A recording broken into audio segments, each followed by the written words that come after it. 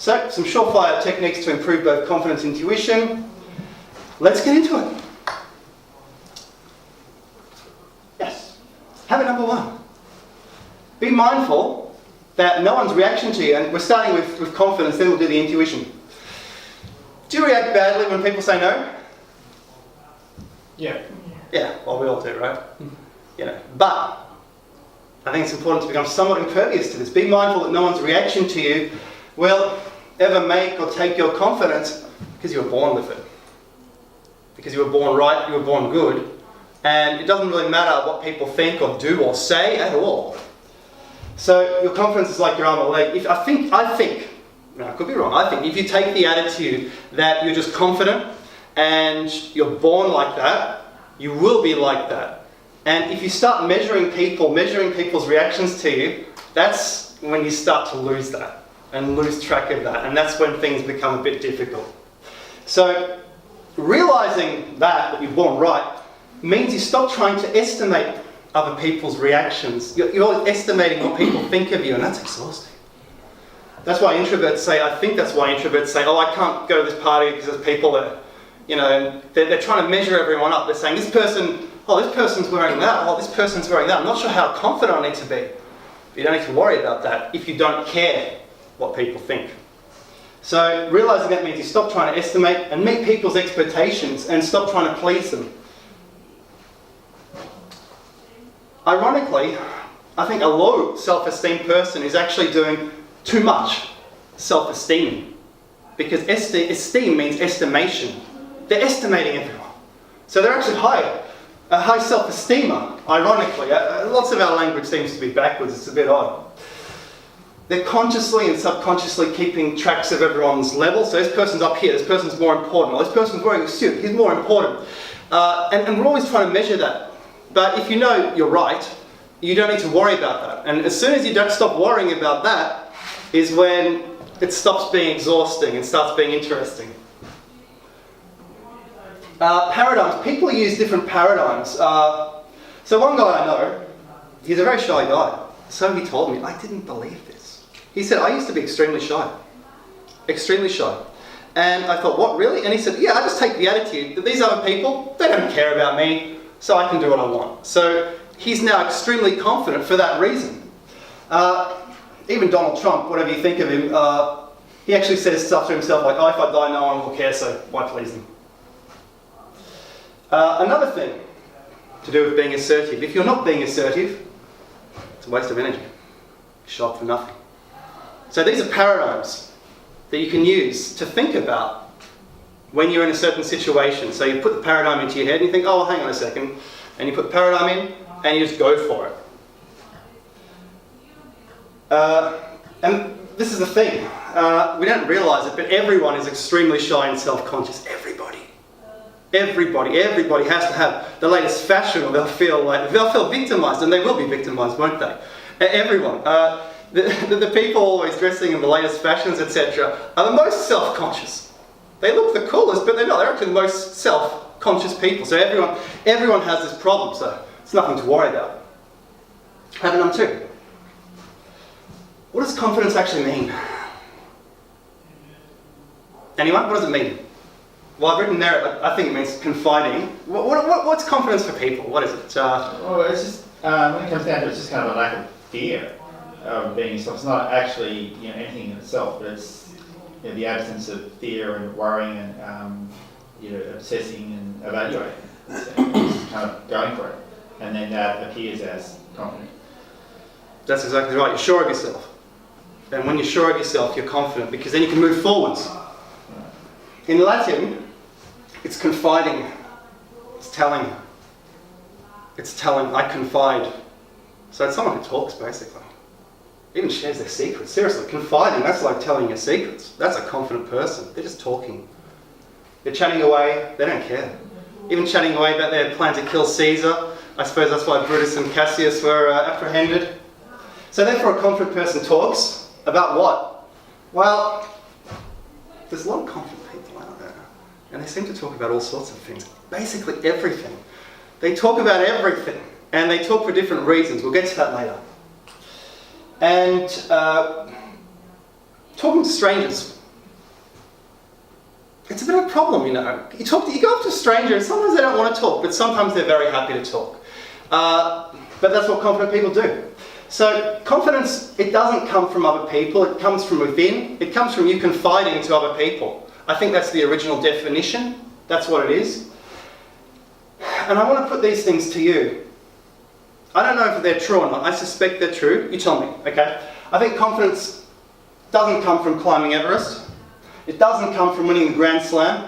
You know, Ilion Nastase, have you heard of him? I think a Romanian tennis player from the 70s.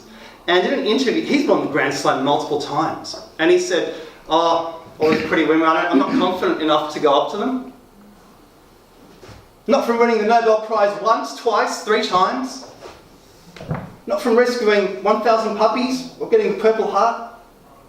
Because I think all these things live in the past. They're all quickly forgotten. And they don't come up in day-to-day life. Like, you can't be confident with someone just because you've done something impressive in the past. You can think you're confident for that reason, but that's not what it is. Because that is all measuring. I think that's measuring yourself against other people. And as soon as you start to do that, you start to do what a non-confident person is always doing. So I think knowing you'll never get confidence from someone else actually changes your behaviour, and it means their disapproval has no meaning. And it's empowering in 1,000 different ways because it's self-reliance. Okay, suits. No self-help book says wear a suit. I know very few. I want to tell you something. There was a weird study done in 2015. They made 3 teams of corporates. The first one, they dressed in casual. The second one, they dressed in mixed clothes. And the third one, they dressed in suits. And they gave them tasks to do. They found that the team that was wearing the suits got the tasks done faster and they were more creative. The team wearing mixed got intermediate results. The team wearing casual got the lowest results, even though they were all randomly selected and are supposedly of equal ability. And in addition, the casual team, during the experiments, actually went up to the suits and started asking them for advice on how to complete their project. Even though these people weren't any higher up than them, they just appeared to be. So what we can draw from this is basically look good, feel good. Does it unlock a leader? If you're wearing a suit, does it unlock a leadership pattern in your brain so you take charge and you become more effective? I think it does. What do other people think, by the way? Like, it's Saturday today, I'm not in a suit, pretty casual, no need to dress up. But does it make you think better? What do other people think? It may present a better first impression. Indeed. And that first impression will then be reflected back onto you, possibly making you feel better. See, like, I used to wear a hoodie a lot, but I see people walking around in hoodies, and I think to myself, they're actually demoralised. I think the clothes in some respects make them demoralised because it ranks them against others.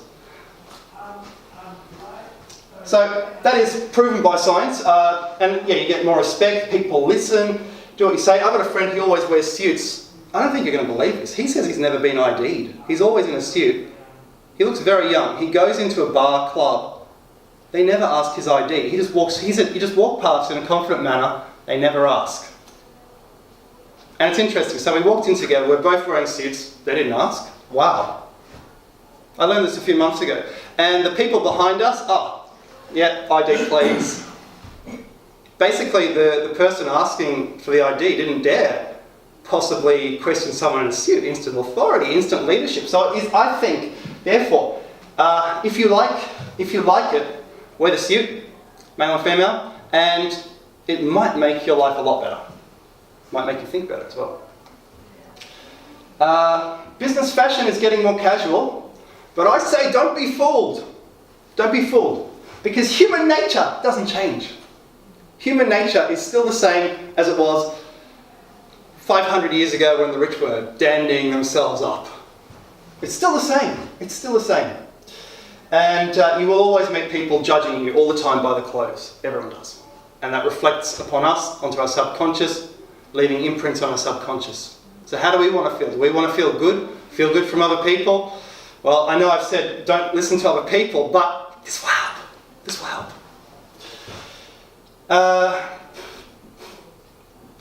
I've said, yeah, even if you're wearing an old suit, if you wear new stuff, I've noticed people actually don't notice that you're wearing older stuff. So you can have the old lapels, you wear a new tie, new shirt, new shoes, people will say, oh, you wore a new suit.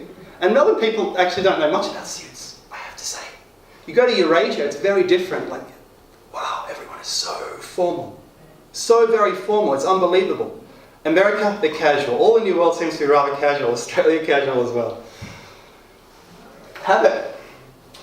Now, I've made a provocative title for this habit, displease people. If people pleasing is low social standing, is people pleasing low social standing? It probably is, it's probably subservient, right? Then people displeasing must be high standing. Now, obviously you can't do that with your friends. I don't believe that's true all the time, but I do believe it's true sometimes. There's always a stereotype about the arrogant rich. But it's simply really about pleasing yourself. Pleasing yourself is the confidence habit. Ahead of everyone else. If you don't like what someone is suggesting, say, no, I'm not going to do that. And that is it. So put your feelings first in every situation, but be flexible and canny. Don't let it rebound. Don't be crazy about it. And your confidence goes up because of people's reaction to you. This is a different one. I said new habits. This is an old one. You sir or madam. Now, on the European continent, there's a lot of madam, mademoiselle. In Germany, there is Sie, formal, and du, for you, for a friend. And I'm thinking to myself, well, hang on a second. We don't use this in the English-speaking world, so are we actually missing out on something in our social discourse which can make us more confident? So, basically, I'm receiving a package, right, at my door. The guy comes up, sign here, sir. Okay. And I say, thank you, sir. He says, oh, have a nice day. No one's called him sir all day long. By respecting him, he's respecting me back. My confidence goes up. Now, I know I said earlier, you don't get it from other people, and you don't. You should take the attitude that you don't. But this helps. Of course it does. You show someone respect, they give it back, you become confident with anyone because you just respect them the same way. So easy. So I'm wondering, so I call people sir. I'm almost on the verge of people calling people mademoiselle as well. It's getting there. I don't know if it would help. So improving someone's day improves your day. That's what it all boils down to. Making someone feel good, they'll make you feel good. Your opinion of yourself goes up. Feedback loop. See, we use the word mate. Mate's a little formal, Like, what are you doing, mate? How are you, mate? Like it's like it's like a sir, but it's not good enough. It's a bit. The slang equivalents, I don't think they're good enough. Or you could call someone magnificent, clever, esteemed. Just be playful and reap the rewards because people will respect you and be happy when they see you. They'll say, oh, that's the guy who always calls me something nice. And then you'll walk around with all these people smiling at you.